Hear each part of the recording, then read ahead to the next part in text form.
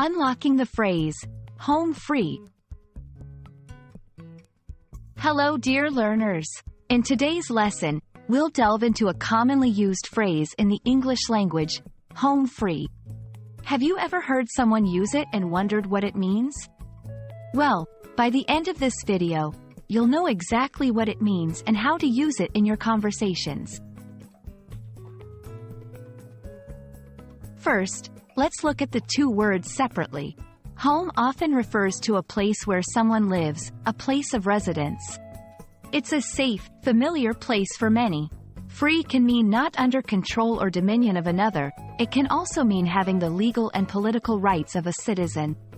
However, when these two words come together as a phrase, their meaning shifts a bit. Home free is an idiomatic expression in English. This means that the meaning of the phrase isn't a direct sum of the meanings of its individual words.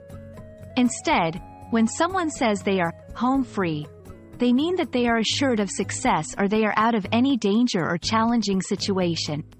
For example, imagine you had a series of difficult tasks to complete. Once you've finished the hardest tasks and only have easy ones left, you might say, I'm home free now. To better understand, let's go over a few examples. 1. After passing the toughest exam, I feel like I'm home free for the rest of the semester. 2. Once we get past this mountain, we're home free. The rest of the hike is easy. 3. She's completed the major parts of the project. She's practically home free now. Each of these examples demonstrates a situation where the hardest or riskiest part is over, and the person feels a sense of relief and confidence about what's to come. The origin of home free is believed to be from the children's game, tag.